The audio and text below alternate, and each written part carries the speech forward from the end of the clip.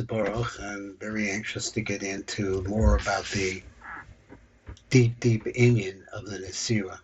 Anybody that understands Kabbalah or wants to know Kabbalah has to understand that this Nesira comes in all worlds, and every single davening that we do is involved in this concept. But particularly on Rosh Hashanah is the granddaddy of all the Nesiros. What's the idea of the Nesira? Is to bring all the Gevuros that are inside of Zeranpin. Zeranpin has four mochin that are come into him from Ima. Ima delivers him Chochmah, Chasad Nadas, reading from right to left, a Gevuros Nadas, and the Gevuros themselves. So all of this comes into Zeranpin, or it's called the bina, I guess that's the bina. So it's Chochmah, Chasad Nadas, Gevuros Nadas, and bina. All of this comes into Zeranpin. We've heard some little different things about it. Now we're going to talk about how the Nesira works. So he said, so what happens is that Zeranpin goes to sleep, as we said. When he goes to sleep, his mochi leave him. It's very similar to what happens to us at nighttime. But in this particular case, what happens is then so what happens then is that then the netzach hod yisod, the ima which hold the mochi Zeranpin, they leave. Toch Nekeva Atzma, and they go over to the side of the Nekeva, that is, of Malchus. So what used to be feeding directly into Zeranpin is now feeding directly into Malchus. Both of the Gevuras, the Ataras of the Gevura, Nimshach Melecha B'Yedecha B'Bina, Shelo Al Yedecha B'Zah.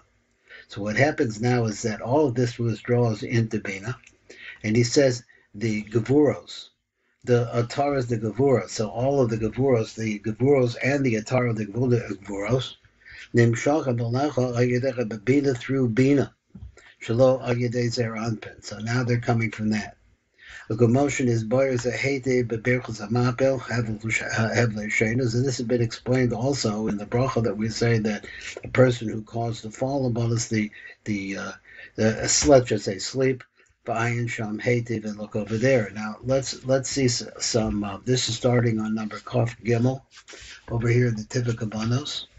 And let's see what we can get out of it. He says, La'achar shanai the ima oilen and mistalka betoch Zeranpin, they leave Zeranpin. Yachid the mochin tzad yamim tzad small, and they go in with all the mochin. That is the mochin, the four mochin, everything comes out. Shochayim soim besocho, that were then at one time inside of Zeranpin. Zeranpin fed them to his nook. Mochin al deducha shebetzad small yotze betoch zah. So those mochin that are on the left side, they go out from zah, the mispashtim benuk, and then they go and they spread into the nook. That is, as they are clothed inside of the Netzach Hod Yisod of Ima. They go into the Nukva on Iknasim Yachad Imohem, goes in together with them, the Soch Nuk Nizkar. Ata, he says, Nimshach Shefach HaMochin de Ima. So what happens now is that there is a stream of the Mochin that come from Ima, El Nuk, Ayadei Ima Atzma, through Ima herself. So it's not going through Zeranpin. Below derek Zeranpin, kavi shahoya ad kol. Kol zikha mavur b'kavanas berchus hamapel. So this is all explained in the berchus hamapel chet l'shena. Kates of nibnis a nook. How is it in fact that the nook, the female, is built up? Ayideh hashefa, through the shefa. Let me turn this page in. Through the shefa, shema b'kabelas me'ima bilvad, that she receives only from ima. So he said, then you'll see the Shefa, he actually copied it, but we're going on here. So we're back up at the top again on page Kuf Lamed, and it says, Gam Yizbar Lukamon Be'ini Kavanas Shofar. So this is actually, which I'm hoping to get to a little bit at least, the Kavanas of the blowing of the Shofar. Kisham Nizbar Inyan Mashin Estalkum and Zeranpin. Over there it talks about the relationship between this Nesira and the blowing of the Shofar. Shehem bina v'chatar the gevura. What is it that leaves Zeranpin and go into the nukva? That's bina, and the yatara gevura, the itrig of the gevura, which means the left side in the middle. Lehikanes bereisha the nukva, and all of that is going to go into the head of the nukva. But the chachma and the tar the chesed, which is the right side. In other words, the right side, the side of chachma, and the chesed that's next to it, which is called the itra, the chesed, the sha'arach episode or makiv al resha dazah. They don't go into the nukva, but they're remade as an or makiv on top of the head of their anpen. So now we're seeing how it is that these mochin leaves their anpen. And they would go from their anpen, who's in the front, right, because the nukva is in his back, and they would go into his backside. The hikanas is pasha benuk benekeva, so that they should go into the female aspect. And there's the reason that they were standing back to back. But now when they leave from inside as their anpin, and now they're coming directly into the nukva without the pathway through their anpin. So they become separated and removed from him. And then all of these gavuros then go into her. Let's look at the Tiv Gavanos to see where it starts here. It's on number Kaf Zion. So here we are here, and it says Arba Mochin Nim Saim Bazah. So he wants to lay them out for us, and we've seen this in other shiurim. Choch bina, v'chadas meschalik l'shtayim. Das is divided into two. Shehem chasad the das, which are on the right side of the middle. The gavurs the das, and then the gavurs the das, which are on the left side of the middle. So there's a word that I quote often from the Gaon. He says the middle always splits. It's a little bit of both of the right and a little bit of both of the left. So there we're going to say ki shtei abechinos on smalios. So he says what he's going to explain over there is the two aspects on the left, which are the gavuras, the das, and bina. Shebehem istalkin betoch zah of a niknasa the soch nuk. That's the part that goes out of zah and goes into the nuk. Ve'eloheim bina v'hogavuras the das. Hanikram itra the gavura. It's another name. It's the crown of gavura. The hind inside small the emsa, so it's left and the middle of the left middle. So again,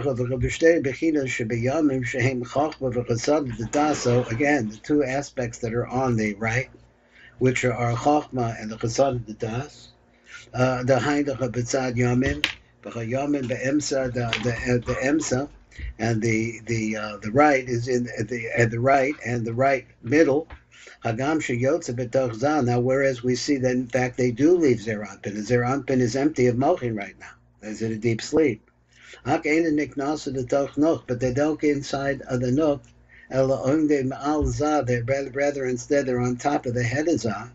Or makif al rosha, which is an aspect of the or makif. In other words, they're shining great light that's shining on top of him, but not in him. Parts of zah, but parts of nuk ongding the chila ach ba'ach. So originally they're standing ach ba'ach. So when we see that their backs are to each other, they're clinging together. Because it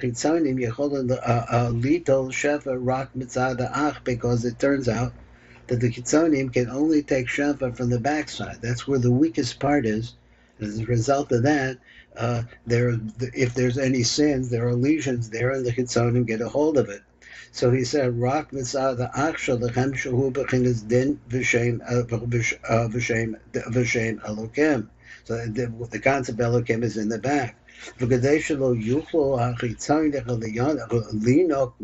so, since the kitzonim are not able to nurse off of that or feed off of that,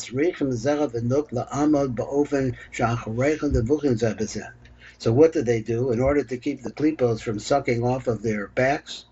Instead, they turn their backs to each other, and their faces are facing outward. Over Rosh Hashanah, Osam the Yichud Hashalom. So at Rosh Hashanah, the first day of Rosh Hashanah, but both of the days, I guess he means to say, it's beginning to prepare them the Yichud Hashalom to a complete Yichud, Shenaas b'Shmini Atzeres, which will start and can take place in Shmini Atzeres. Because in that place you'll see that their anpin and his nok are face to face.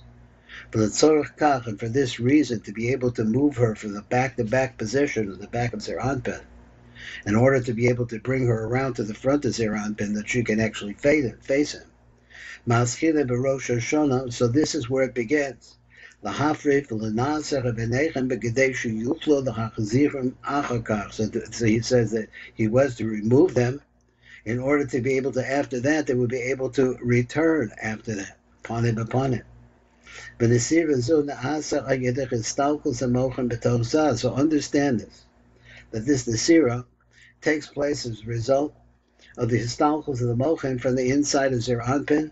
Mochin, the imam mispashnim b'sel Zeir Anpin, those mochin that spread into Zeir Anpin, kasher as shefach chasadim noitach of Zeir Anpin atzmo.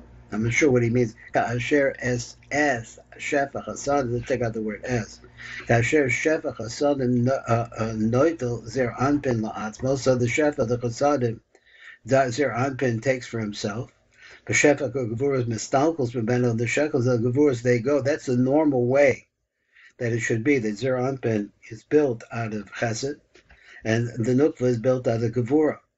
Shefach hasadim noitel zala atzmach v'shefach gevuras mistalkos b'beno, so they actually leave him.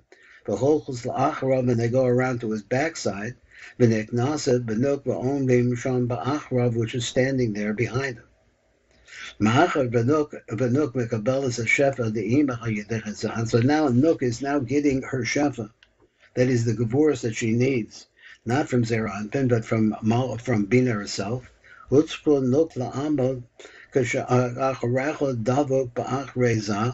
she has to stand, like what is this, as she is stuck under the back of Zeir Anpin.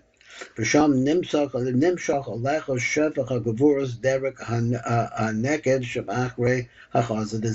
that's what happens is that before this, she had to get shefa from this opening in the back of Zeir Anpin. He said, Amnam Ata, but the thing is like this, that's the way that it was. Amnam Ata Gashecha Gavuros Shecha Lamochin the Iba Yotzim Betachza, but now the Gavuros that were transferred through that opening in the back of Zeir Anpin aren't there anymore. And now they go directly into the Nuk. But she doesn't need Zeir Anpin to protect her anymore. She's getting stronger and stronger by herself. Because the shefa that comes from Ima now is streamed down to her. And not through Zeir Anpin like it was. So therefore, she becomes removed and she becomes separate from him. So now she's getting the shefa by the way of Ima herself, and not through Zeir Anpin. Therefore, in the Nesira Sanuk Zeir Anpin, then she goes through a Nesira process. Because the Gevur Shahoya Ad Ata Bazaz all the Gevuros that was going on inside of Zah, that was inside of Zah. Now the Gevuros had pulled out of him, Nitnim Ba Al Yadei Ima, that Nima, they go back into Ima, and Ima places them into the Nukva.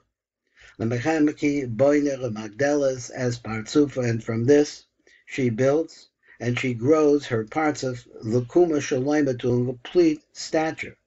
Basa Saras Spheros, now she has 10 spheros. Originally she was a dot. So he said, he gufa, that she herself, as the gevuros were put into her, that itself is the major force that causes her to become separated from Zeir Anpin. Because she doesn't need Zeir Anpin anymore. She's able to exist on her own. I'll say a little bit more here. We got a number Lama Gimel. Lama Gimel says, the Fia Ha'amala also, according to what we said up above, Nimzaki Inyan and Nesira Inyan the Dinim, Sheyotzim B'Zeir Anpin. So let's understand that the Dinim, that were the Gevuros that were going into the Nukva, when they came out from Zeir Anpin, V'Neknasim B'Nuk, and then they came in the Nuk, Hem Inyan Echad. That's one idea, or one Inyan. Let's see. Because bringing the Dinim into the Nuk, so I guess what he's saying, he says that Once those Gavuros, which were given to her originally by Zera Anpin, now pull out of Zera Anpin and go directly into her, she doesn't need Zera Anpin anymore. Because now she can get a direct shefa from Ima. Now they're coming into her. Not through Zera Anpin. Became Naasis or the Nesira B'derek Mamela, so then the Nesira star comes out by itself. We'll go along, and he says we're going to go into that. It's going to be much deeper. So let's see. Let's just stop right here. This is Baruch Fleischman. I'm at the Tikkun elevator. Kolel. Thanks for listening.